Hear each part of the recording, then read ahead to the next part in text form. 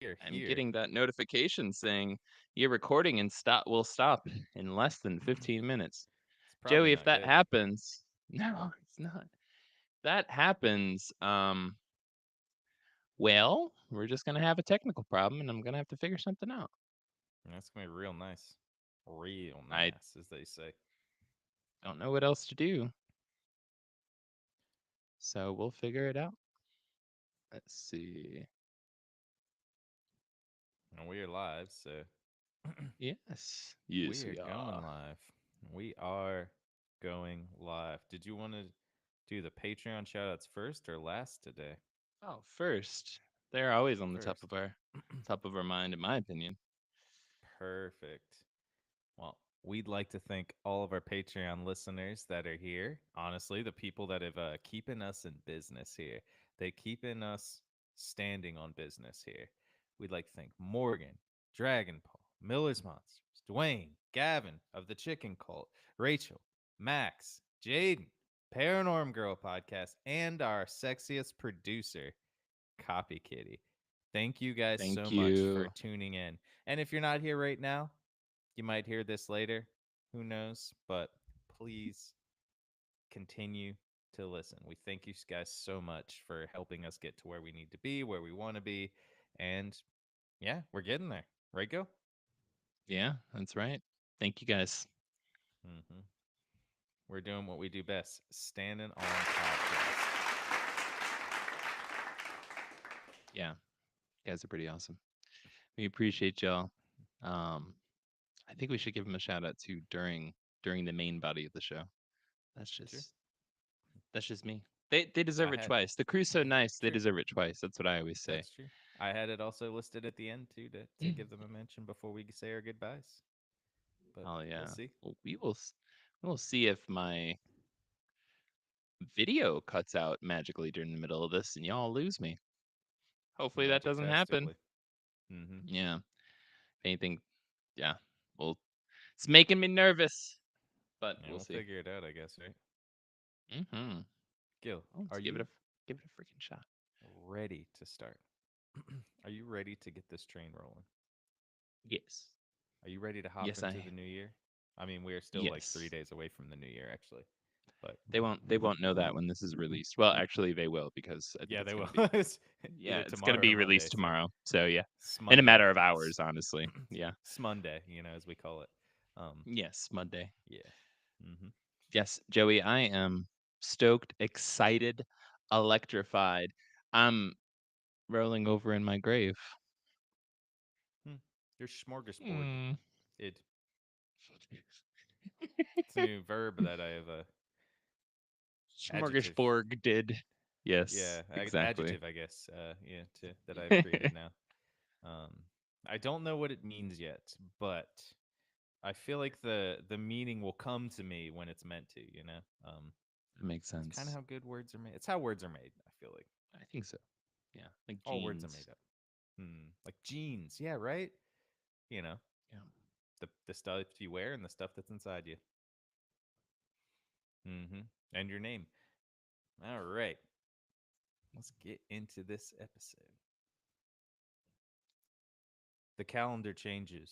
The winter weather sustains. What are your resolutions? Full of hope, full of readiness for a new way of life. It's the promise of a new year. For the promise of a change that could get you caught or could get you a new life. Money, fame, love, righteousness. Anything could come. So forge those documents, open that bank account, throw away your family and make sure you don't get caught as you prepare to fake your own death. Good New Year, almost New Year. And today is our not really new, yearly edition of New Year, New You. Welcome to the Black Cat Report and episode 118. I am Joey, and with me is the most enigmatic host of all, the best interviewer since Geraldo Rivera, and the most generous man since Oprah, Gil. Hello, everybody. Joey, thank you for that incredible introduction, and I gladly accept all those titles. And awards. Hmm. Well, Shower me with them. we'll shower the awards on you. Well, this will be our third year doing New Year, New You, in and around the new year.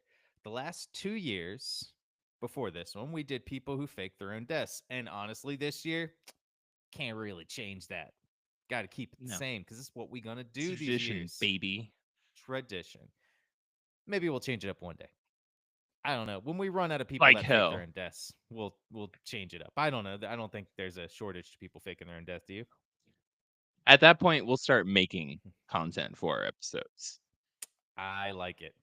AI, AI baby. That's not what I mean, but all right. But I Yes. mean, allegedly, yes, AI. Alleged intelligence. Well, I generally think the idea of faking people's own deaths is hilarious because honestly, most people get caught. Though 2 years ago, we did have one person, Belle Gunnis, who did not necessarily get caught because she kind of escaped and then she died before I think she went on trial in like the 1970s or something like that, 1960s. And somebody said that they thought it was her, but she died right before she could be arraigned to go on trial. And I was like, that's Classic Belle Bell Gunnis. Gunnis. Classic That's Bell Belle Gunnis Gunnis. for you. Yeah. And in our second year, we had a professional wrestler, Mr. X, or Jerry Bibb Balasag, decide that he wanted to try and start a new life in a different country and try to cash in some insurance scam money. But he got caught. Yeah. We've The all been people who there. try to scam the insurance companies generally get caught because if you think how hard it is to get money for your insurance when it's actually legitimate, think about how hard it is to get money when it's not legitimate. It's enough to lead you to a McDonald's in Altoona. That's what I say. Oh, exactly. Exactly. And I want to say my favorite story was that of the legitimately awesome businessman Timothy Dexter, who, because he was not of high society ilk in the United States, kept getting jokes played on him by the other higher elite. And with these joke ideas, he actually turned those joke ideas into legitimately great businesses. The only bad thing he did, and kind of this kind of like erases his whole goodness, was he abused his wife after she Yeah. acted like he wasn't dead at his own funeral. And that's Yeah, how he kind of flipped people out. found out. Yeah, that's how people found out that he faked his own death. His wife was laughing and joking around with the guests at the funeral, and he came in and was like, what the fuck? Why aren't you being sad?" And they're all like looking at him like, "You're supposed to be Why dead. aren't you dead? Yeah. Why aren't you dead?" And he's like, "Damn it. Almost had it. Almost got him." Yes. Well, if you want to listen to those two episodes, our previous New Year News, you can listen to episode 39, and the other one is episode 78. Well, Gil, you ready to get into some Yes. stories? I've been stoked all week. Honestly, I've been stoked all year. Yes. Yes, I am, Joey. Hell yeah. Well, the first person who I'm kind of trying to take after dressing up like and trying to get the good, get into the body of this guy because this guy's legitimately awesome, right? Oh, First yeah. person today who faked their own death that we're going to get into. Let me burp real quick. The first person who faked their own death today, and that we're going to get into, is a man named Juan Pujol Garcia, or as was his secret his as was his secret agent name, Agent Garbo. I don't know if you've heard of this guy, Gil. Have you? Not at all. Pretty cool I just dude. keep thinking about the joke of one more time. One more time. Oh But yeah. no, that's a song. Oh, No, no, no, no, no, that's no. also a song. One more. No, not no. The joke. One more time. Never Mm. mind. It'll Does he? it'll be relevant soon Does he enough, I one more think. time? He comes back one more time. This guy does. Well, Juan Garcia was born in Barcelona in February of 1912. Juan's father was a Catalan who owned a cotton factory. His mother was a devout Catholic and a strict disciplinarian. Kind of goes hand in hand right there, right? Yeah. Yeah. Well, Yeah. when he turned 7, he was sent to a boarding school, kind of like most Catholics are in their young days anyways. And it was said that he didn't like it very much. Hmm. That's I mean, surprising. yes, right, right. Surprising going as a Catholic to He boarding didn't school, want to try it random one more Muslim wedding. time? No, he did not want to try it one more time. Not even once more? Mm-mm. But he came back Damn. one more time. I mean, it's school. Not many people like school. I like writing, and I even hated school. We all did, you know. Something about the ritual of getting up every morning and being forced to groggily sit through class that you hated with people that also suck. It's enough to get Joey as pissed as he does about post offices in a good way. I do like post offices in a good way. Yeah. Yeah, I know. I I feel should like say they're not as pissed. It's enough to get Joey as worked up. passionate in Worked up. speech. Yeah, worked up, worked up. Mm-hmm. That's right. Yeah. Worked Hmm. up. Yeah. I mean, I love post offices. I even went down a rabbit hole of Oh God. of, of Oh looking God. of looking up reviews of And post offices. start fast forwarding here. Yeah, you got to. Well, anyways, he was stuck at school. He wasn't allowed to leave. People were only allowed to visit him on Sundays, which in fact Mhm. his father actually did. Every Sunday, his That's father nice. came up, never missing a week, which is super nice. He'd bring him food, he'd sit Yeah. and talk with him, and the other kids, you know, their fathers didn't come. And he was like, I'm just going to come hang out with son. I like my son. The dad was pretty Like him. liberal, you know? He was pretty Hmm. liberal. He was pretty open minded. He was a good person. He was like the opposite of the mom, who was like Mm. strict disciplinarian, strict, like, you have to do this. Everything is coordinated for you. This is your line. Yeah. Okay. Well, after 4 years of that boarding school, he eventually transferred to a new school, and he stayed there for 3 more years, which then he Hmm. decided again, ah, this is not for me. I'm not a Mm. school going person. Well, he then left school and apprenticed at a hardware store. Kind of did like most of us in our 20s, and literally the 1920s. He bounced around from job to job, studying animal husbandry, running various businesses, and animal Okay. husbandry, meaning he didn't marry the animals. No, it means he learned. Well, exactly. Well, he did do that. That's That's what what it animal means. husbandry That's is. what it Well, yeah, he means. did. He didn't legitimately marry the animals. I don't know. I mean, this is In the biblical sense. in the biblical sense. Yeah. In the biblical sense. Hmm. Because they were And Catholics. They had to. They they he had to do that. legitimately had to get all the animals married before.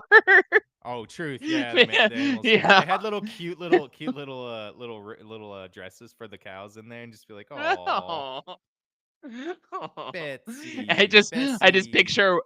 picture Juan like officiating every single ceremony. He's just like every time I say I'm not gonna cry, but God damn it, I can't. It's like I'm giving Oh, away my daughter. It's like I'm every giving her damn away time, every my time. little doggy Donner. Mm-hmm. Well, he would How can run. these chickens grow up so fast? Well, God damn it. That Herbert comes to town. mhm. Hooey. There goes all my chickens. Goes all my chickens. As well as running animal doing well as well as studying animal husbandry, he started running various businesses. He also worked at the cinema, just kind of odd jobs here and there, just doing random stuff. 20s, that's what it's for. Well, Hey, you need a toothpick? Got a toothpick for you. Hey, look at that. Salt packet fell on the ground. And I got it. My name's Juan. 2 odd jobs. They call him Juan Jobs. All right, I'll see you later. goodbye.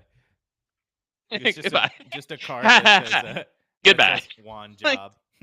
One job. It's like it doesn't even have a number to call. Doesn't even have one more I don't know thing. where to find him. I'll It find just you. says one more thing. Oh, No, yeah, and I'll one more find you. thing. Mhm. Well, Wait, in what year was this? 1931. This is the Okay, no, what was 1920s. there we go. Yeah, There we go. yeah. This is the Damn, so this is like 1920s. so this is actually during the Spanish Revolution though. Right before it. Yeah, well like right on the fucking lead up with Franco and the Spanish Revolution. Damn, shit was getting trippy. Okay, It sorry. was getting crazy. 1936 is when the Spanish Revolution happens. What Yeah. it was there was some real crazy stuff happening It beforehand. was It's heating building up. up, but Like 36 is like the legitimate beginning of the Spanish yeah. Revolution in Went full on textbooks. Spanish Civil War. Yeah.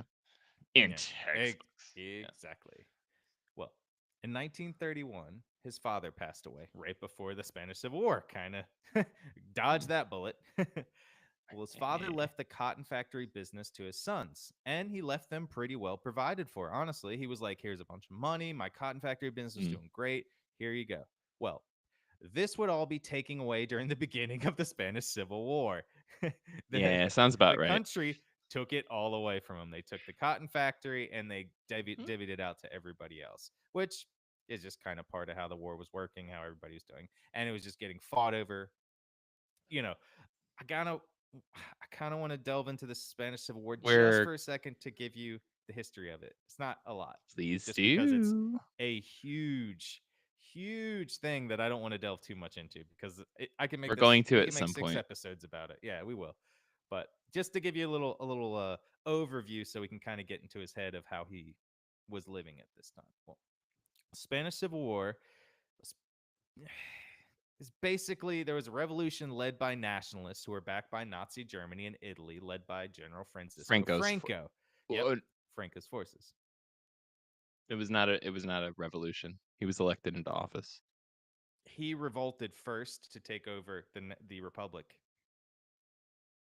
Yeah, but It was a Franco military won the coup. election. It was All it right, was a I'm gonna military let coup. you do your version of history No, what is because true? It was a yeah, no, no, military coup at first, and then the communists had to yes, come back and try to take over. That the was kind of what the anarchists, y- the yeah. anarchists, and a few There were communists. anarchists. Yeah.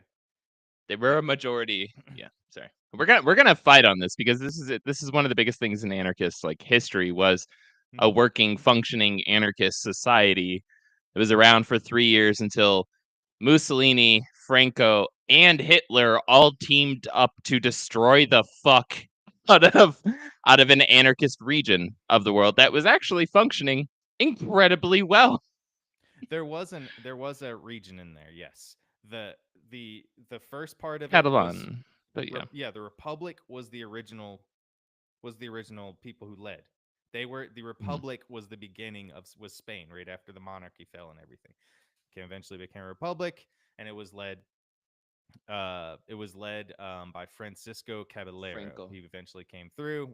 He was voted in Francisco, and the military started a military coup, worked through. Then Francisco got elected. Francisco Franco got elected, but Hmm. they were backed by Italy and Nazi Germany. The Republic was backed by the Soviet Union, the UK, and basically the Allies. Everyone was just like, we Yes. gotta back anyone. It was basically like we're doing in a freaking we were doing in a like Venezuela and every other country in South America. We were Yeah. going in and being like, here's some money. We want you to win. Good luck, you know? And we were Yeah. sending But they in people, kept and the anarchists were sending in people too to kind of be like, hey, US yeah, the people were coming in international, the being like, let's fight them. You know, we're like, hey, send people over. Don't say they're United States people. was We don't want to look like we're in this war right now. But yeah, was it I'm blanking on it. Was it Orson Welles um that wrote that sounds right. Homage to Catalonia? Um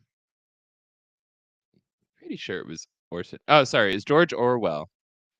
Yeah, George that Orwell sounds about who right. went with the Abraham Lincoln Brigade, the Lincoln Brigade, which was an internationalist brigade of anarchists, mostly Hmm. anarchists that like went over like anarchists were going around all over other countries. They're like, hey, this Hitler guy, and this was when Hitler was still very, very popular in the United States, and people fucking loved him because that was around the time that they were having the Nazi rallies like in Madison Square Garden.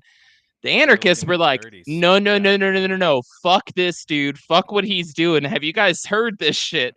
And everybody's like, Yeah. oh, shut the fuck up, anarchists. You don't know what you're talking about. And they're like, no, no, no. Seriously, we should off this dude right now. Yeah. Yeah. That's another thing.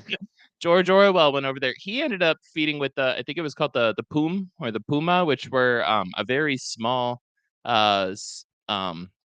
communist sect because the Hmm. communists were severely outnumbered at the Yep. beginning. It was 90% anarchists. But, Hmm. anyways, he got George Orwell, badass motherfucker. You can read about it in Homage to Catalonia, which is his book of his experience fighting in the Spanish Civil War, where Hmm. homie took a sniper bullet, straight to the fucking neck when he was young. Dang. Like he like got up, kept fighting.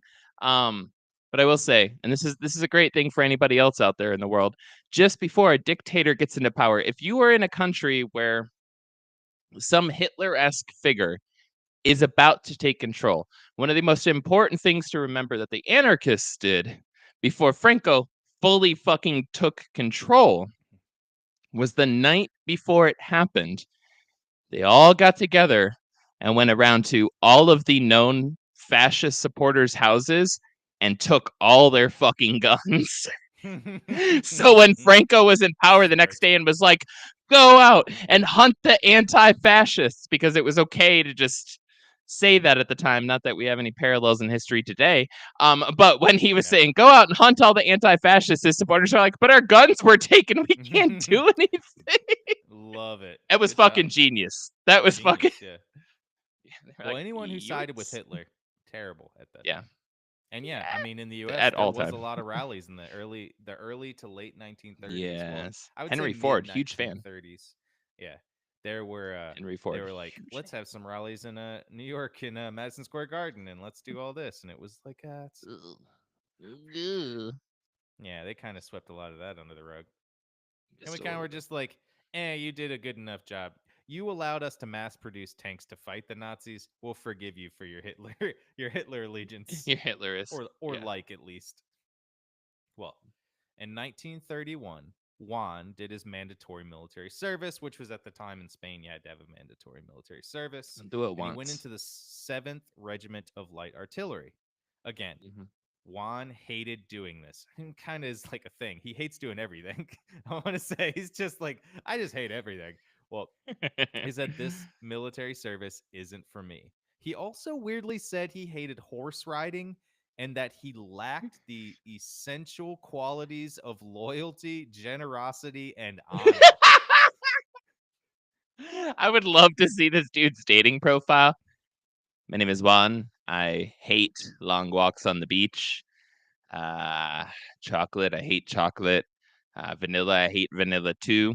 Um, I lack all the necessary requirements for a committed long-term relationship. To be honest, I'll probably get bored within 15 minutes of showing up on our date, even if I am interested in it. Hmm. I love odd jobs. It definitely hit me up. Juanjobs.com. Hmm. Go find me over there. You got something to fell on the ground? I'd love to do it. My name's Juan. Anything that's expected of me, well, I won't be around. But I hate it. there's probably a punchline here. I don't know where I'm going with this. My name's Juan. Hmm. Please don't swipe left. Well, Please don't. and by the time Wait, swipe I'm right. It's done. been a while. Well, by the time I'm done, you'll say one more time. One more time. Hmm. Well, his essential qualities that he lacked would make him kind of perfect for his future endeavors. Once he finished his compulsory military service, he ended up running a poultry farm. And in 1936, literally right at the beginning of the Spanish Civil War, he was basically just hanging out with his girlfriend, which somebody did swipe right on him. So he kind of got lucky. She did it one time. I said, okay. She said, Exactly. hit me, baby, one more time. And I Hmm. just, we went with it ever since then. Herbert officiated the wedding. Hmm. It was beautiful. I cried. I cried. I always cried. No, it's great. Well, he listened to the radio, basically, like everyone was doing at the time, finding out all the news, hearing that literally neighbor were killing neighbor. And not just because of their viewpoints in the war, but because some people just wanted to settle old scores. And it was huge. And like you just Yeah. said, talked about earlier about the, like the anti-fascists going in and stealing the guns of all the fascist supporters. It's like it's true, but a lot of people were like, Yeah. damn, I don't even support politics, but I fucking hate my neighbor. I don't think The anybody country noticed if I did killed him. pretty much. Well, I mean, like, a country doesn't get to the point of open rebellion and revolution without there being some tension amongst folks. Like, Exactly, and that's yeah. just, it doesn't matter where or when it takes place in history. Like, there's not an open rebellion unless neighbors are pissed at neighbors. So, like, that's just what you need. That's the main ingredient. Exactly. You gotta get people to hate each other. Yeah. Civil War, you know? Well, he was really scared Zilch. because, as he said earlier, Ah, shit. he hated the military. He like fucking hated being in the military. I mean, and to be honest, Yeah. he hated doing a lot of things, but he really hated the military. And Hmm. the Republic Army called up all officers. And which is funny because he left the military as a lieutenant, even though he hated it. He went through one course and they said, if you go through this course, you can become an officer. And he was like, I'll well, try I'd rather be anything an once. officer. Yeah, exactly. I'd rather be an officer than just regular enlisted men. So, yeah. Well, because he hated the military and he didn't fit in there, he decided to go on the run and he just left. He deserted basically. Deserted the Republic Army because they called everybody up. And not too long after that, he was arrested by the Republic Army because he deserted from the military.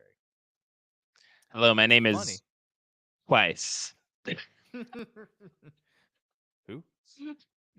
Twice. I'm Oh, we're only looking going to for say it one. once. I'm only gonna say it once. My name Got is him. We got Twice. him. We got him. Damn it! Well, after a few months of sitting in jail waiting to be freed, he was eventually freed by the Socorro Bianco, who were the anarcho syndicist trade union who had forged his Yeah. papers to show he was too old to serve in the military, Hold on. which actually. Hold on. Mhm.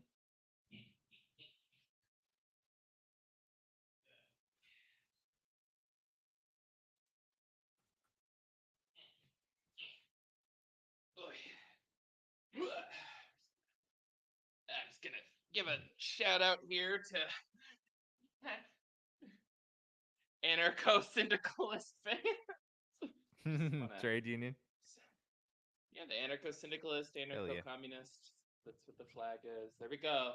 Just a huge shout Mhm. out. Anyways. Ugh, okay, Yes, sir. sorry. Just gotta All good. don't know how to hang this up during the live recording. Mhm. There we go. You All can just right, put it as a where are cape we? too. He just wears a cape. Oh, There that's a you good call. Yeah. go. Mhm. Okay. Sorry. Okay. Which also the anarchist syndicalist trade union were going in and freeing so many. Basically, they were going in and freeing political dissidents. It's kind of funny you put that in quotations because both sides had their dissidents, and Mhm.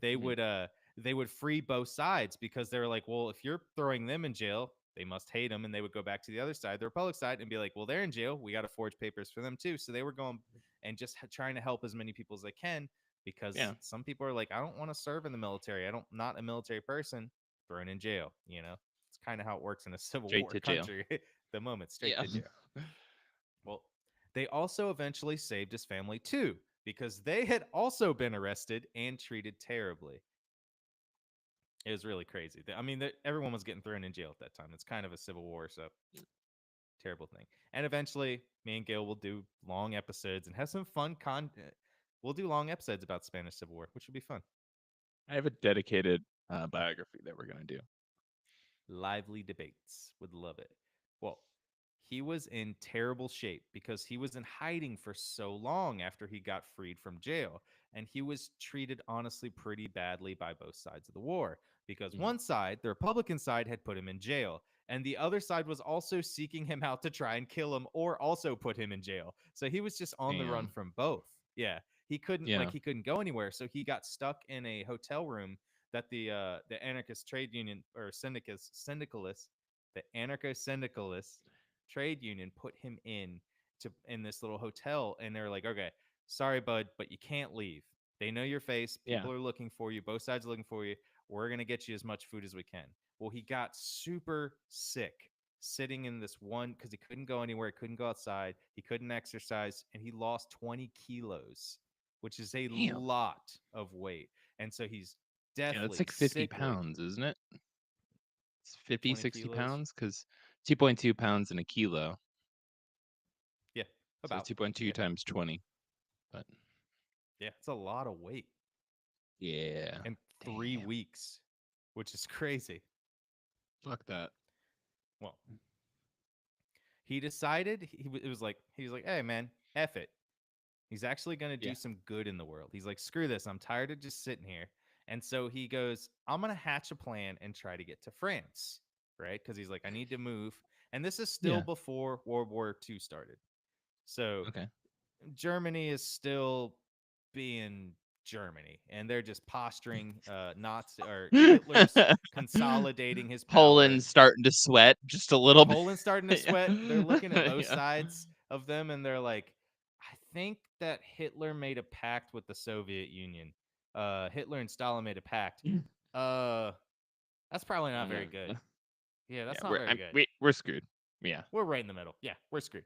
Well, Yeah. still nobody is still in the middle of the Civil War, so he's still, Punchkis are still stuff's cooked. going on. France is still free, in quotations, is in free. Well, so his first step was basically volunteering for the Republican Army because he already was like got drafted by them, dodged him, got arrested by them. He's like, okay, maybe I can use them to get over the border.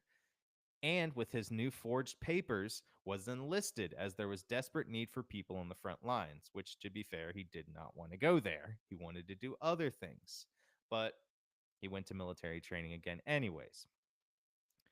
Because he had no loyalty and just wanted to live, he eventually changed sides and then went over to the nationalist soldier side. And there's this Ooh. whole part of it where he literally they're in a ditch, right? The Republican army was in a ditch and they were sitting on one Yeah. side. The nationalist army was on the other side in another ditch. And the nationalist army, supported by Hitler, supported by Mussolini, they're eating good, they're eating food, they're sitting warm. And the other side, he was sitting there like, oh man, we don't have enough food. We're like running out of we're running out of everything right now. And so Yeah. he goes, damn, him and a few other buds are like, shit, we need to change sides. And so Ugh. he literally grabbed 3 hand grenades. He was like, just in case, just in case something happens and I need to make a quick exit, hand grenades will do. Hmm.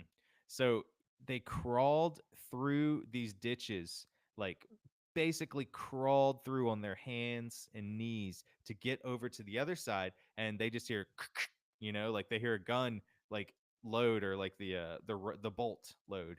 And there's like, oh Mhm. shit, they found us. And then he hears a gunshot go off, a couple gunshots. And he's like, shit, they're gonna kill us before we get over there. And luckily, Mhm. as soon as he like turned around, there was a nationalist soldier right behind him being like, put your hands up, and then took them in there. And they were like, hey, we're trying to change sides. We want to follow you guys. And then they're like, okay. They gave him a bunch of weird. They gave him a bunch of food and they were like, oh shit, food. And they like scarfed the food down. They're like, damn, we haven't had food in like a couple days. And so they're like, Yeah. oh God, we're all good. They get tortured to get information and they're just like, fuck, we said the wrong thing. But eventually, after like I think it was after a week, the nationalists are like, are you really sure you want to change sides? Like we're going to put you in our army. We also need people to fight and we don't really care. Yeah. You're just going to die anyway, so it doesn't matter. So they Mm. took them into their army. They got stuck in the army right on the front line. And what's Mhm. funny is he actually survived the war fighting for the Damn. nationalists. So Ooh. he got Yeah. lucky. His all of his other friends died though. The 3 other Aw. friends, they ended up dying on the front line. Um, this kind of goes along the line of remember how I said that, he said he was never loyal. So kind of goes Yeah. along the line. Yeah, He's you like, gotta fuck it, kind I of be just a want to live. shit bag. Those are also like Yeah. hugely different ideologies. Like Yeah. the diametrically opposed ideologies. So to just go over there for some ramen, even if you are starving, you weren't down for the cause to begin with, man. No, he didn't But care about it. Well, it said yeah, something that he already had dodged the war. He already tried to yeah, dodge it in the beginning, got arrested, then yeah. But went the in there anarchists, because he needed money. even when he dodged the war in the anarchist side, they were still like, "And we'll put you up in a hotel room and take care of you, bud." Like, Yeah. because the No, anarchists for were sure. like, They helped him. we're against political persecution, so even if you're against us, we still respect you. Just kind of stay out of our fucking way. No, Like and it's true. Like he just didn't care. And that the was what he fascists are like, described "What himself color do as. you like? Blue? Get in jail." And they're like, "What the fuck?" Actually, yes. Like, That's the funny part. Well, what's crazy is that he just didn't care, and he spelled. Well, it's yeah, so true, and I guess it was a it lot was of in his self profile. awareness.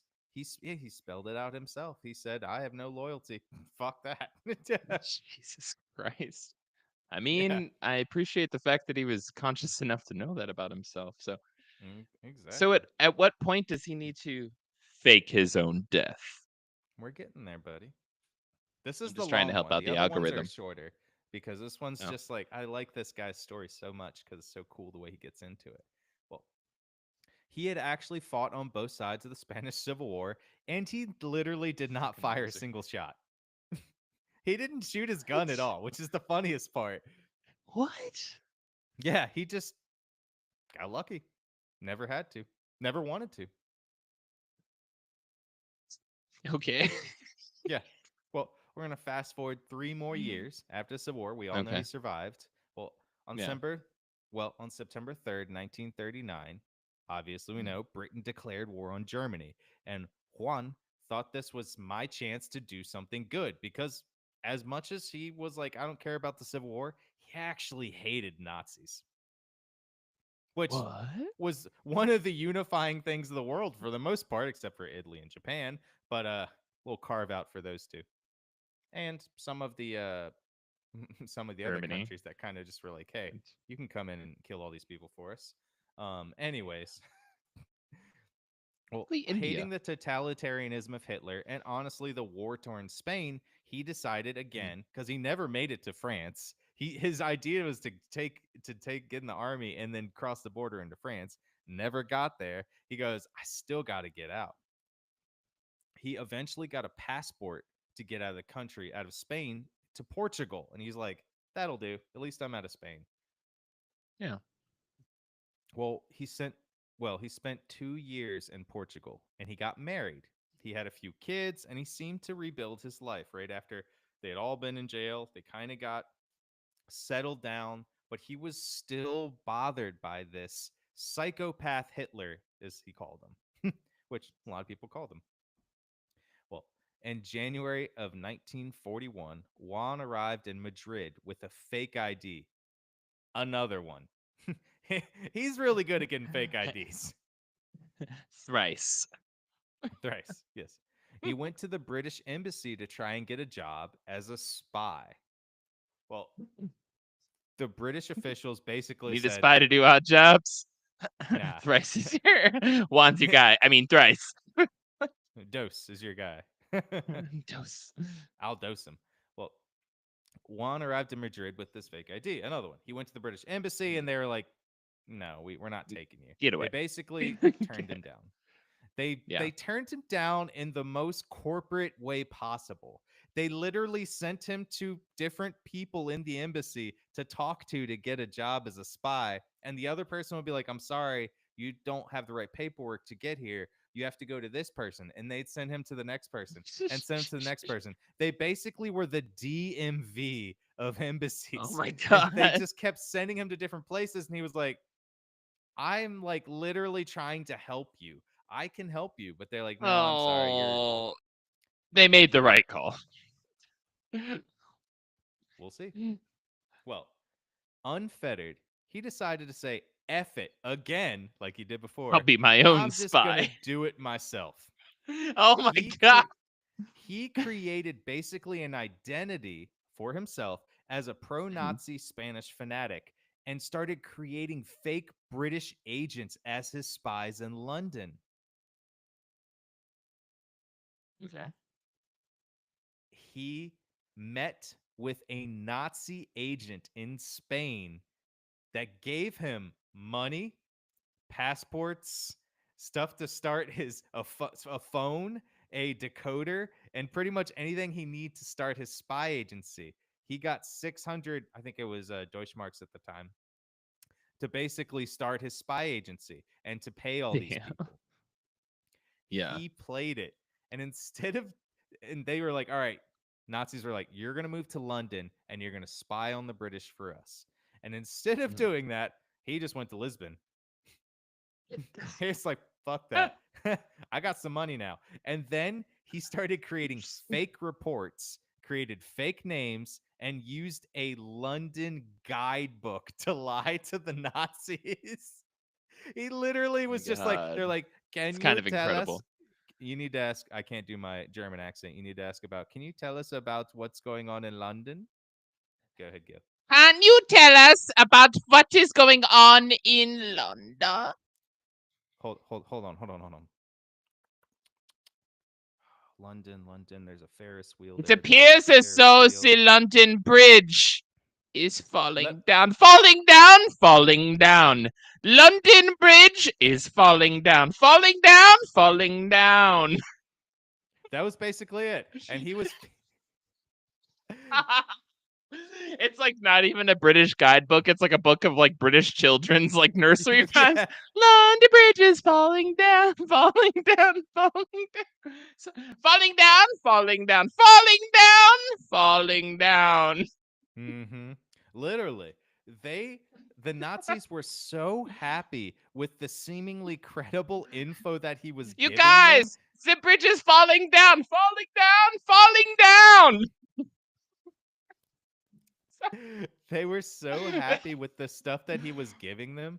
They didn't even try to like actually have any more spies in the area. They said he's doing such a good job. These guys are really good. Yeah. But what's funny is that he literally was going through and saying like this person is not going to why didn't they show up? Weren't you notified of this like major troop movement? My guy got sick. And he just literally came an hour after I'd sent my last message and they're like, "Oh, yeah, that makes sense." Such happens. Yeah, y'all really need to work on your healthcare. Yeah, we do. We totally do. Yeah, y'all. Everybody's getting national healthcare. It's like the one thing we can all agree on, right? Yeah. Yeah. Literally. And he kept sending letters and literally the British government did not know about this. He was doing this without them noticing. They finally found him. And this is the weirdest way they found him. Because he was sending these notes, and eventually the British was tracking mails and stuff like that to make sure there's no spies sending stuff out. Yeah. In the note, he said the Scottish would do anything for a liter of wine. Can you That tell is me the problem oddly with that? specific.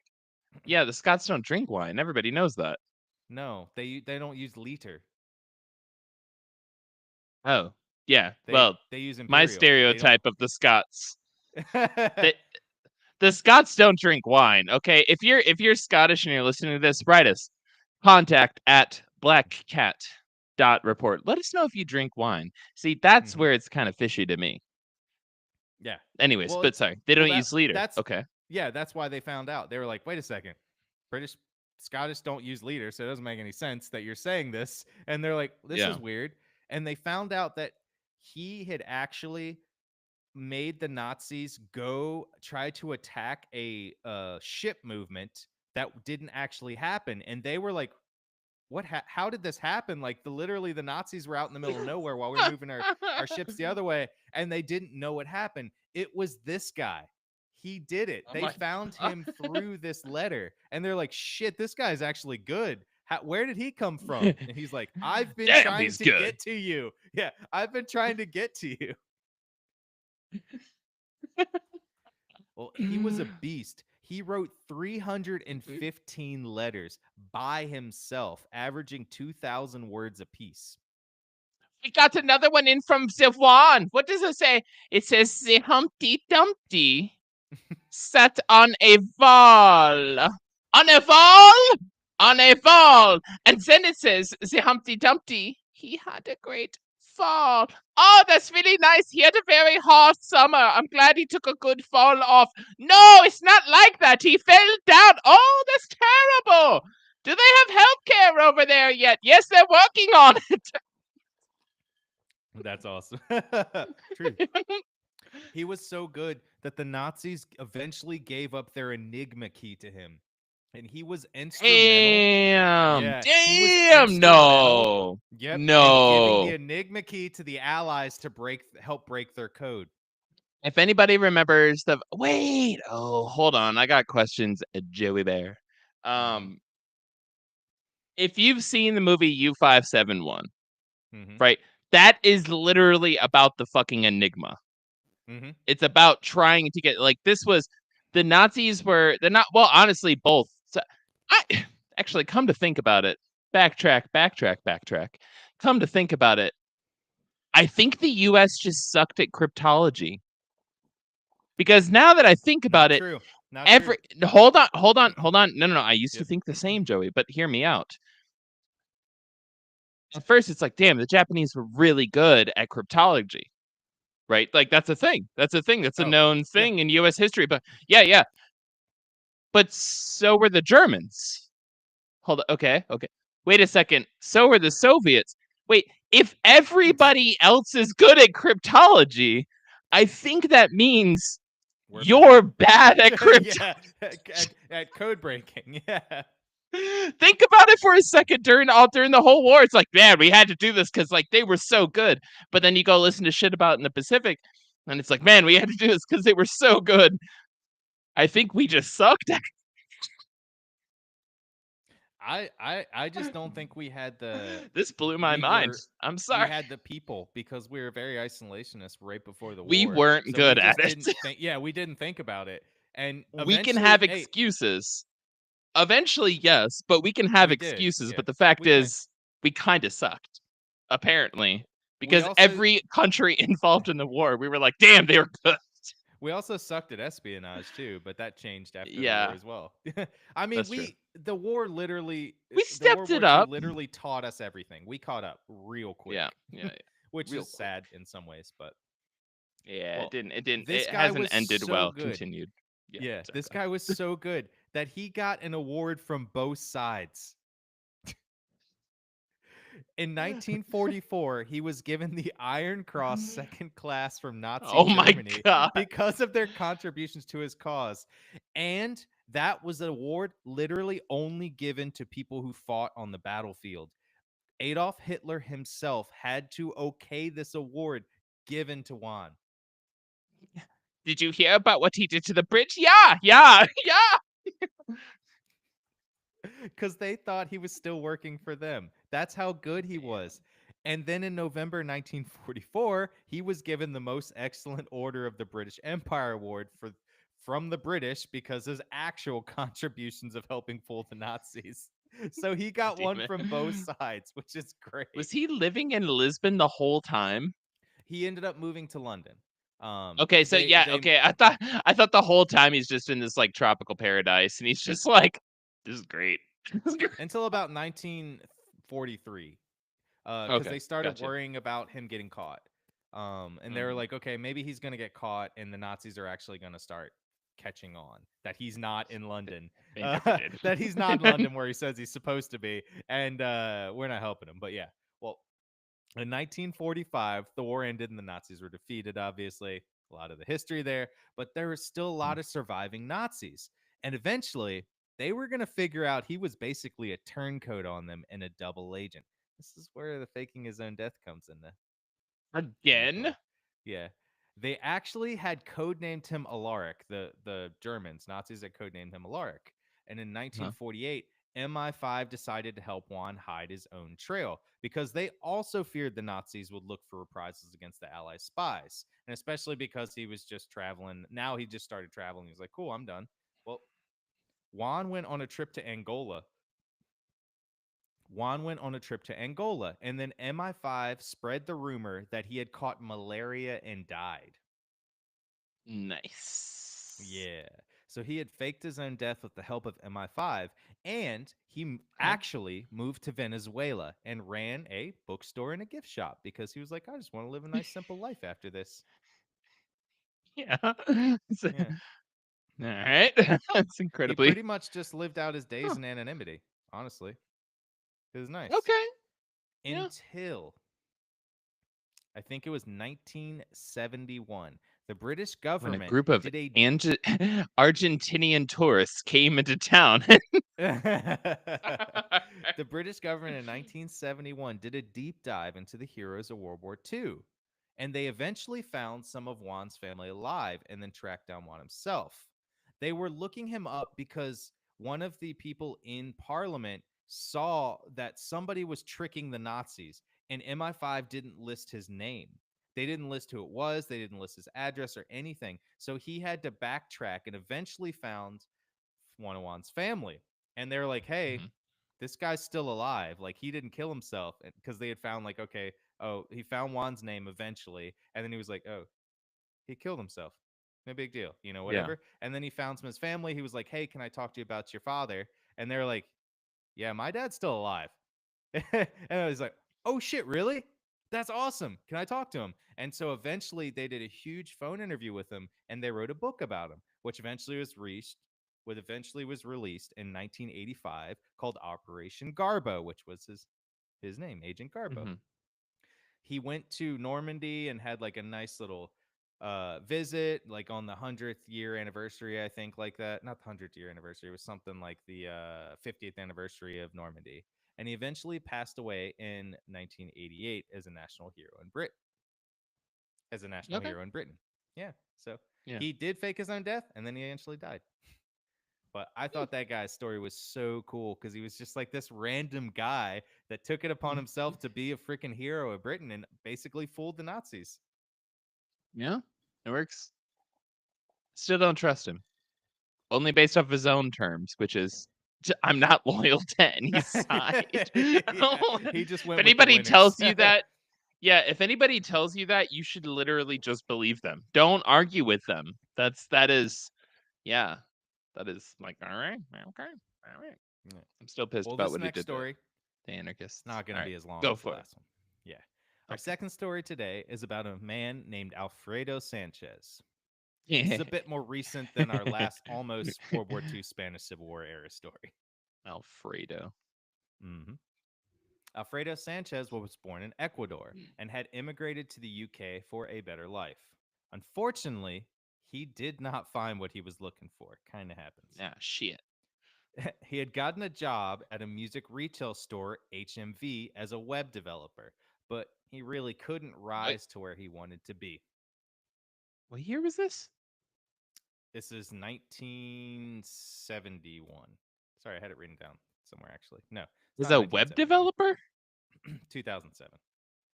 Okay, gotcha. I was like, 2000. no, what? That's why I said it's a little Okay, bit more 2000. recent. That's my fault. 2007. Yeah, he got no. a You're job good. as You're a- good. You're good. I was just like, wait, Yeah. what? Is this Eight- current events? Yeah, You're just current like events. reading Twitter, like Yeah, actually yesterday. shit. Well, he married a woman named Sophie, who, when together, they decided to hatch a little plan. They were both massively in debt in credit cards and loans they had taken out. And I did a lot of research and I just could not find what they were buying and taking loans out for. I really think it was they were living beyond their, because I was like, why? What are they buying? I was like, jet skis? Are they trying to buy like, like they're in the UK? They had a buying? crippling Pez like Yeah. addiction. It's like if I get the full Star Wars set. Yeah. Yeah. Well, Sophie, his wife, told HMV, his employer, that Alfredo had a heart attack when he was visiting his home country, Ecuador, and that He had too much been Alfredo in Ecuador, and that he had subsequently in been Ecuador. cremated, so there was no body, honestly. So, like, they just literally died. Charbroiled, air fryered. Well, It's my Ecuadorian accent. Ecuadorian listeners, hit us up at contact@blackcat.report. Let us know if that's accurate. Fix it for him. Yeah. Yeah. Well, HMV honestly awesomely paid for Sophie to fly down to Ecuador and for her hotel so that she could be there to mourn and to meet the family and to like talk, and it was really nice of them. I was like, damn, that's pretty cool. Funny enough, Alfredo had literally just put on a massive life insurance policy before he left. What are the odds? What are the odds? What are the odds? Sophie, upon her return back to the UK, provided the insurance company and his work a certificate of death and a cremation certificate. She then received the death payment of 112k pounds. She then also cashed out the life insurance policy, which totaled about 1 million pounds. Hell yeah, Huge. girl. Mm-hmm. Yeah.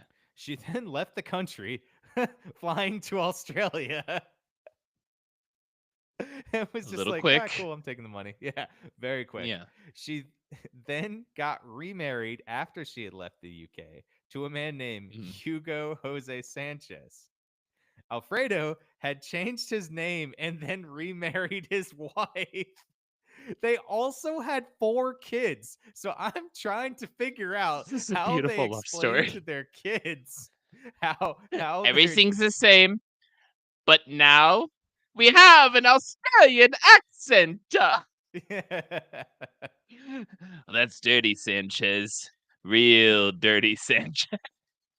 That's dirty Sanchez to you. It's dirty Well, Sanchez to you. well, they were living out their good life. Sp- I'm well, they not were even living mad out at their these good life, people. Yeah. spending all the money they received. Well, one tiny, tiny thing would unravel this whole charade. The When last Alfredo name worked at Sanchez. exactly, which is almost similar. Yeah.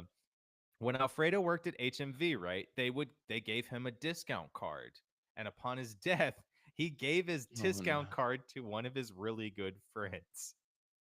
Oh no. When the friend took the discount card to buy an Elvis CD, he had That's how you. That's how you do it. right.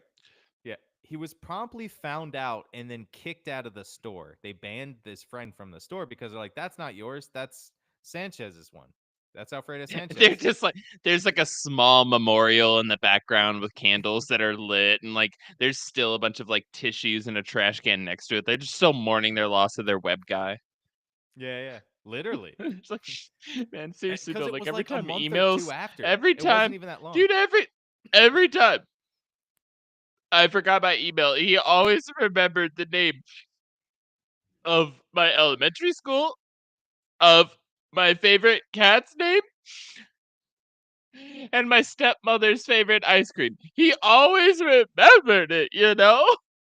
Like, yes, Alfredo was the best. I know. What am I gonna do?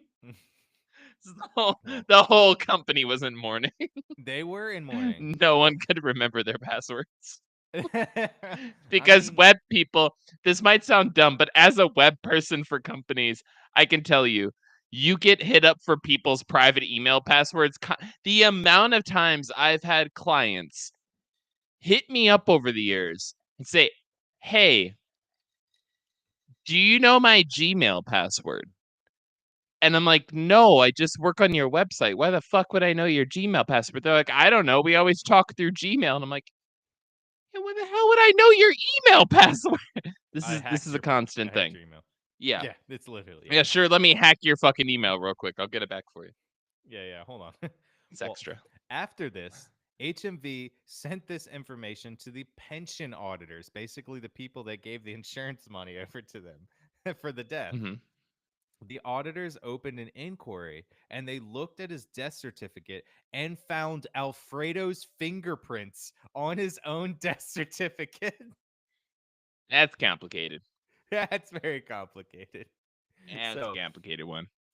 yeah, exactly. So in 2007, a full arrest warrant went out for Sophie and Alfredo because the pension auditors were like, they're alive. It was Yeah. found they were living in Australia, so they waited until somebody came back. Sophie came Hmm. back to the UK in 2010 and was literally arrested upon entering the country.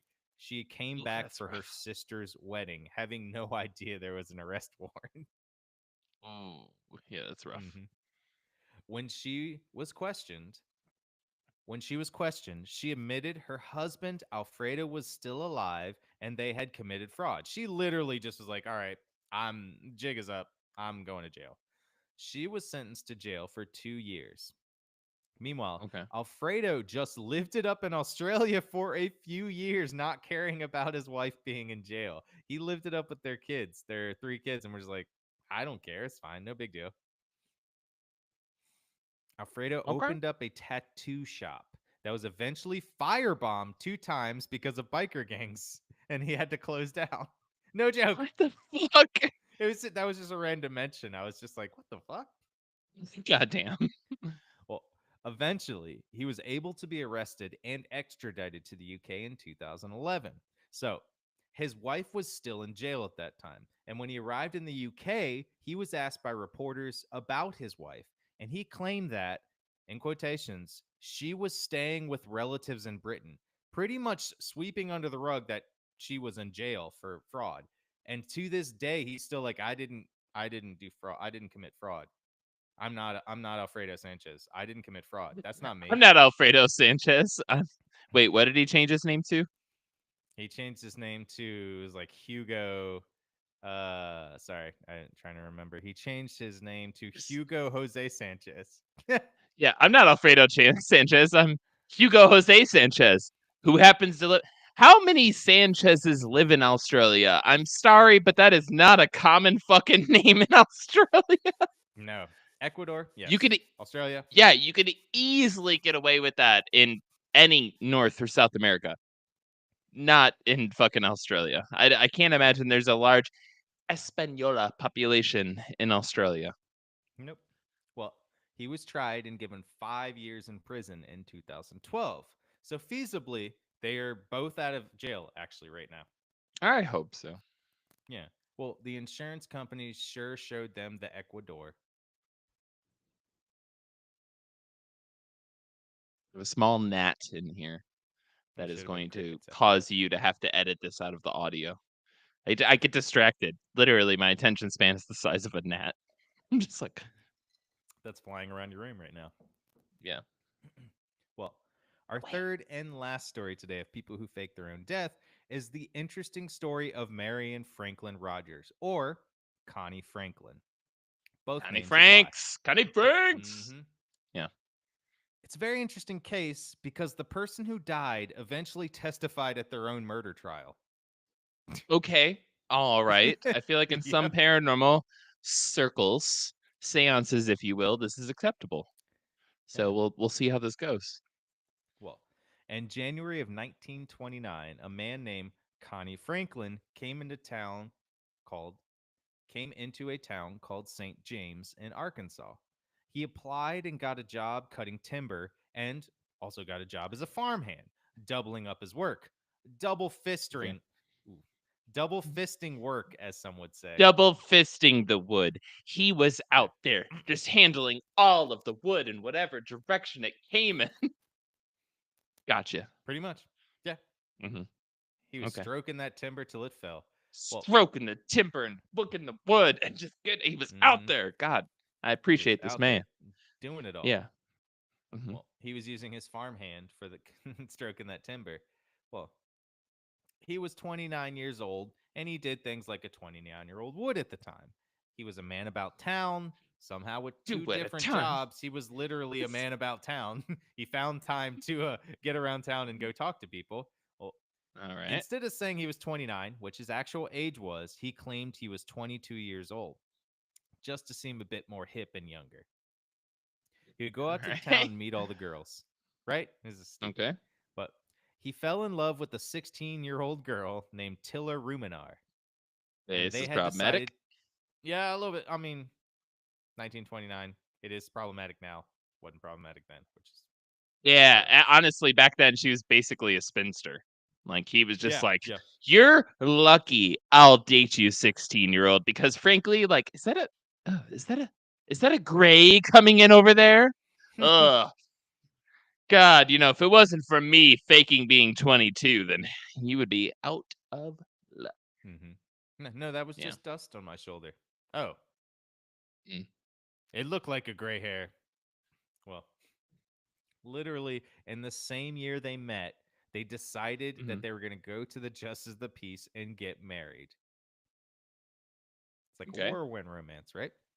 Well, Yeah, while yeah. they were Well, on they their met in way, January and this happened in December. yeah, you're right.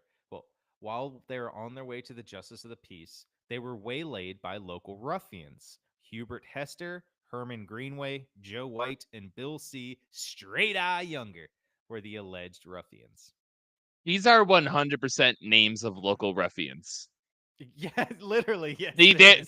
Could you go down that list again? Like I am picturing baseball cards with each one of these people's faces on it. Yeah, What are I'll their names stop right again? after I name one of them. It's like, Hubert yeah, Hester. Hubert Hester. Yep. Herman I've got nothing to Greenway. say. Yeah, yeah, Yeah. yeah. Herman These are Greenway. these are just ruffian names. Joe White. Obviously, a racist ruffian. Yeah, Yeah, he is the most racist out of that group. And Bill obviously. C. Yeah. Straight Eye Younger. Straight Eye Younger. hmm He's the old guy, I Yeah. think. I feel like he's the Ah! oldest guy. Yeah. Yeah. Well, Ruminar was taken and Mhm. raped by Hester and Greenway. All right. That's explains the straight eye. All right. Yep. And Connie All right. Franklin was taken by White Okay. and Younger into the woods and tortured, mutilated, and murdered. Huh. All right. Okay. So where's the faking of the deaths here? Well, we're gonna get into that. Oh, okay. Okay. Sorry. Yeah, You had me all built up with these folks, these youngins. I You had to know, I had to build you up a little this bit. Well, spinster and this young strapping man. hmm well, this was told by the spinster Ruminar be- during the trial, because the time Ruminar didn't actually report the attack. She was later forced to report the crime by one of her friends. She didn't report the attack at the first because she was like, she didn't want to say I was raped, and she didn't want to go through that whole trial Yeah. and be embarrassed because it's 1920s. It's not a good, it's terrible that this is viewed that way, but Yeah. in the Yeah. 1920s that didn't look good on the woman compared to what it looked like on the men. Yes. Yeah. Yeah. Horrible. Well, Yeah. the men were actually arrested and put to trial in December of 1929, with attorneys basically pitting them all against each other to see who would rat on the others. All of the men said they Classic strategy. never saw Connie Franklin on the day of his murder, but the prosecutors thought they were all lying. Okay. Well, the police had never found a body. There was no body of Connie Okay. Franklin. So they only found a bloody hat out in the woods that seemingly belonged to Connie Franklin. And the only reason they said seemingly belonged to him is because one of the ladies who was in the town that knew him was like, "Oh, that's his hat." When they brought it back from That's the his hat. woods. Yeah, Yeah. that's his hat. And they're like, "That must be his hat. This must be his hat. There's some blood on this." Well, because of this and the testimony of the attackers, they actually put out a picture of Connie Franklin in the newspapers to see if someone could ID him, because they're like, there's no body, and we don't think that maybe he's not dead. So he actually Hmm. eventually was found not too far from St. James working on a farm. And he came back to St. James, and immediately he was put on trial to find out his identity, because the nobody in the town besides a few people could ID him as Connie Franklin, Oh. which is funny. There was only a few people that were like, "That's Connie Franklin. He was here," and he's like, "I'm not Yeah. Connie Franklin. I'm not that person." I'm Canny Frankolin. hmm My name Well, is Ricola Franklin.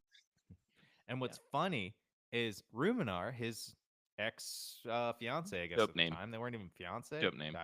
Yeah, Ruminar Yeah. testified that he wasn't Connie Franklin. She looked at him and she's like, "Nah, it's not him."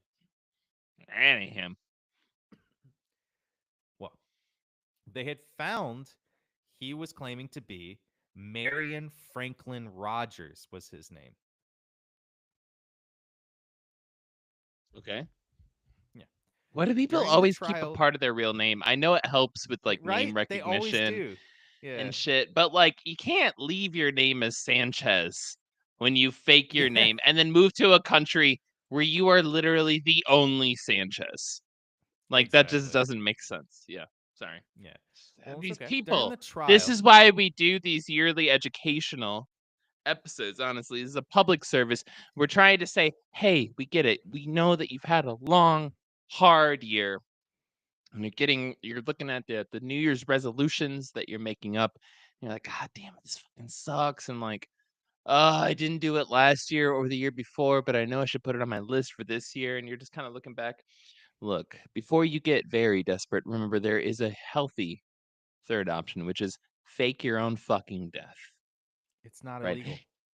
It's not, it is, It's as Joey literally has not. always said, it is literally not illegal to fake your own death. So you should do it.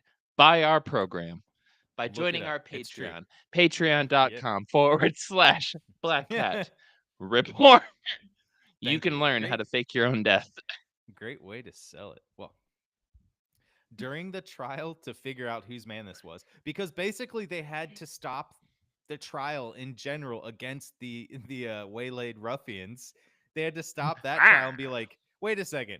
We got to figure out if this is Connie Franklin, because if it's him, these guys are not guilty. And they're like, shit, we Yeah. got to stop this. So they kind of stopped that whole trial, brought Connie Franklin in quotations, Connie Franklin in, and they put him in the stand, put him in the area, and they said they brought up bones that were found in the woods. The medical examiners said these weren't his, and they couldn't even say that they were human.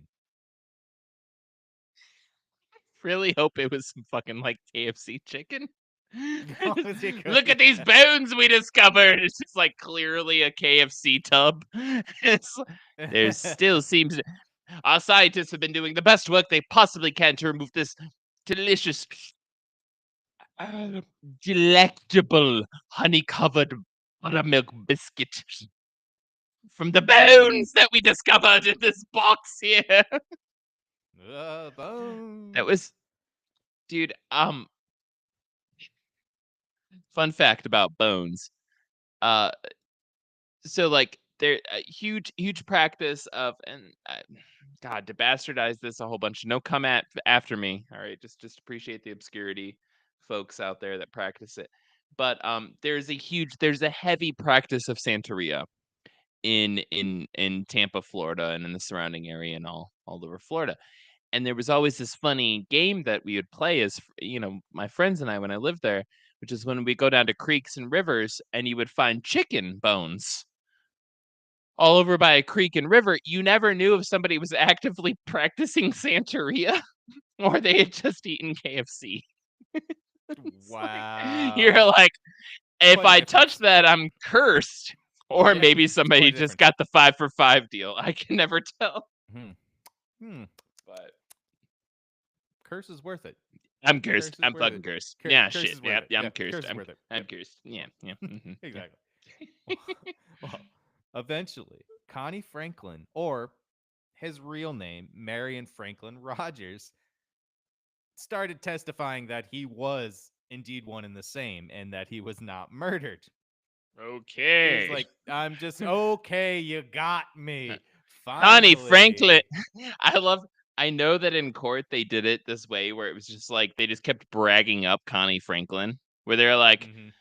are you the same Connie Franklin who is presumed to have a 25-inch ultra super thick cock, has made love to more women than God has ever seen, and has turned more virgins into happily wed single mothers than any man alive? Are you the same Connie? It's like Literally, yeah. going down the list. Whose identification of colors is better than any man's on the planet? Are you the same Connie That's me. who once That is me. saved a I am one of building? the same. And he's finally, okay, all right, you guys, I am that Connie. I'm that guy. Got him. Got him. I knew it. Judge, throw the book at him. We knew it. Yep. Well, Oh, autographs, okay. autographs. Okay. Oh, that's how they actually got him. They were like, "Can you hey, Jesus, I can you was give us your actually- autograph? I'm a really big fan of yours. They just- Yeah. Can you autograph it? Judge, do Yes, you see okay. this? Do you see this name? Yes, I'm looking very intently. It says, Do you see Marion this name? Franklin Rogers. I am not seeing it. It's right underneath the nipple. Oh, I see it now. Yes, Ah. that one. Yes, I see it now. That one. Okay. Yeah. Got him. See, I knew it. I'm the greatest lawyer ever. Well, what's funny is the prosecution and the defendant, the lawyers, they were brothers. Mhm. Which is just really What funny. is- The prosecution and the defendant. What is this, Luigi Mangione's like case? What the fuck? Did you hear Luigi Mangio that like his lawyer or no, sorry, the judge is married Gave him to a like dollar. no, former Pfizer, like head of Pfizer or whatever. Which is like, bro, what? No, get him out of that court. I'm sorry, Yeah, get no, him out of that's that fucking That's a court. conflict of interest right there. That's immediate. Free But Luigi. didn't one of them set his bail for $1? I heard that rumor. I have. This was something It might funny. I not don't be know if this true, but it's this. I don't know if this phenomenon will still be going on, but I heard that yesterday. I typed in Luigi Mangione, bail set to $1 on Google. Mhm. Simplest search. And then I went to news and I said filter by date, and the most recent news that I could find was like 3 days, and it had nothing to do with it. And I was like, this is kind of sketchy because there should be news coming out by the hour for this guy. Yep. Like the way that this has been covered, this is sketchy that Google is burying it. And I work for Google shit for a living. I'm telling you, it was actively being buried. Whereas like the most recent articles were 3 days old. I was like, that's Gotta be doing 100% something not right. fishy. So Yeah. yeah, well, we'll see how that goes. But free Luigi. Mm. Anyways. Yeah. Well, he claimed Connie Franklin claimed that during the evening that Ruminar was taken and raped, he had been out drinking with the defendants on the day of the murder and had fallen Okay. off his mule. That'll do it every time. That'll do it, right? That'll do it. He had not seen Ruminar until the following day, and that day Ruminar came to Connie, or Marion, and said she wanted to move the wedding farther out. Yeah, you gotta find Yeah. cross all the Yeah. T's and dot the I's to Need to find get who it my is. board behind me here to just kind of Yeah. figure out where the fuck we're at. Yeah. Well, after that, she was like, "I don't want to get married. Let's move it out." I'm like getting cold feet in a way. He said, Okay. "If you don't Put on marry some me socks, right baby. You now, got this. you will Yeah. never see me again." But you To will which he see. said, "Goodbye," and then he immediately left town. Okay, bye. Yeah, Okay, a red flag. literally red I flag. Yep, respect her. I respect her yep. for just being like, all right, fuck you. Like, She set her boundaries, and he was like, "Well, I want what I want." And she was like, what? "I don't want that, so goodbye." Bye. Yeah. Yeah, and he was like, "All right, have a good one." Well, Oh shit. That was a with healthy this ending. new testimony, the original trial, which was for the murder of Connie Franklin, came back with a verdict of not guilty for all the men. And to be fair, I don't honestly know what happened with the rape of Ruminar, his fiance. Literally nothing happened with that. There was no trial. There was nothing that Yeah, came up about it. They just let it sounds go. about It right for makes the time sense. period. Yeah, for the time period. Yeah. It's terrible. Well, this Yeah, isn't kind all of. Okay. because they started researching into this guy, Marion Franklin Rogers, right? They're just like, okay, we kind of got to find out who this guy actually is. They found matching military records that said he had been drafted into the military in 1926. Okay. Kind of funny. Then, subsequently, Alright. 5 days later, he was admitted into the Arkansas State Mental Hospital. Alright. This is not going well. No, he escaped from the Arkansas State Mental Hospital 2 weeks later. Oh god. I'm sorry, And people he of went to Arkansas. this You've been through town. enough. Yeah, he Okay. went Yeah. to the town and then met her. That's not all. Oh. Because before he went into the military, well, and still throughout this time, he was actually married and had 3 children who he also just abandoned. That was like a thing for men for a really long time. Hey, There's like, still well, happens. yeah, I know, but it's like it's not at the same level. It's just It's kind of easier to get like, away with it then. Now they track you down. You can be tracked down much easier. yeah, now people have to get on Facebook. Honestly, Yeah, just don't get on yeah, Facebook. You'll be fine. yeah. Be right back.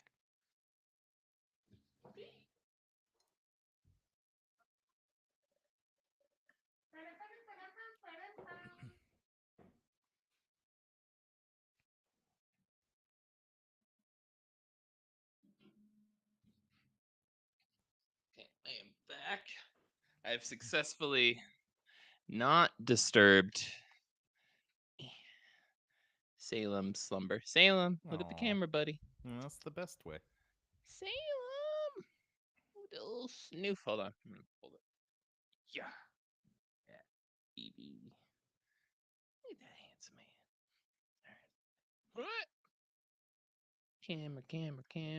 Camera. Yeah, it's close enough. Okay. Boop. Hello. And that's how he found himself roaming the streets of St. James, Arkansas, and faking his own death. Hell yeah. Thank you for listening to New Year, New You, Volume 3. 3. New year, new me. Pew, pew, Yeah. pew. And as Hold we on, go into hold on, Joey. Hold on, Joey. 2025, Joey. Hold on. Damn, I wasn't ready. I wasn't ready. You got no. Hold on. Don't swirl the finger at me. I'm not ready with the finger swirls. I'm getting into it. The fingers are No. getting swirled. I'm not ready. All right, let's see. Right? And go. As we go into 2025, and honestly, Gil and I cannot wait to get into 2025 because this year has been kind of shitty, to be fair. Yes. Jesus Christ, this year is fucking sucked. With whatever the new year brings, Gil and I have so many new things coming for you. We want you to, please, because we're literally giving away so much shit for free, join up on our Patreon. We got so much awesome perks. We have so much we want to give to you. Seriously, it's free. You don't have to pay anything. You really don't have to. We have so much cool stuff that's specifically just on Patreon for free because we just wanted one place to where we can contact and build a community through, and Patreon's the easiest way to do all this stuff. So me and Gil decided we're fucking tired of coming up with 15, 20 different sizes of a video, styles of video, hashtags, just to put it on something for the one person we found on Blue Sky, for the 10 people we found on Instagram, you know? Like, if you guys come to us, you get all this cool stuff. It's much easier there anyways.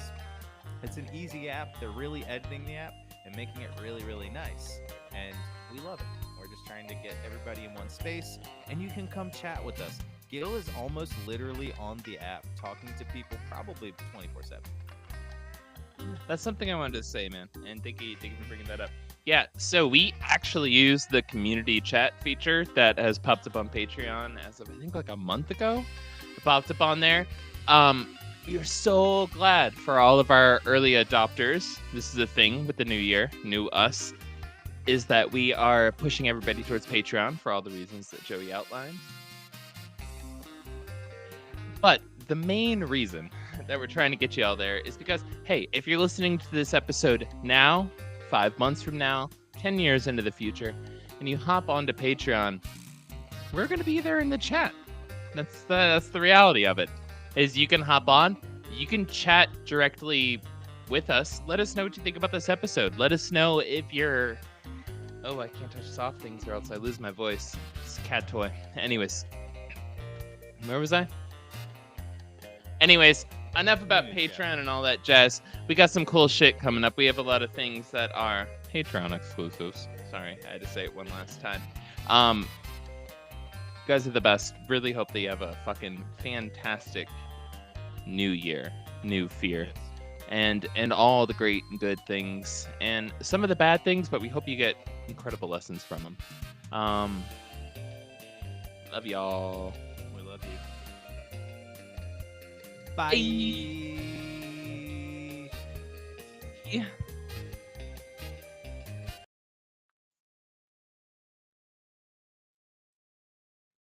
Meow, meow, meow. My computer did not stop recording after 15 minutes, although I'm still getting this motherfucking done. Can it wait? Let me see if you can. Window. Let me see if you can see this. Can you see this notification right here?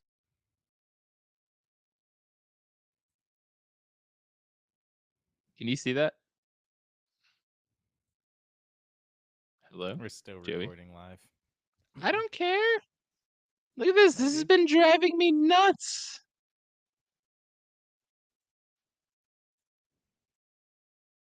Mm-mm. How does this software keep working? Nobody knows. We love you all. Bye. This has been driving me nuts.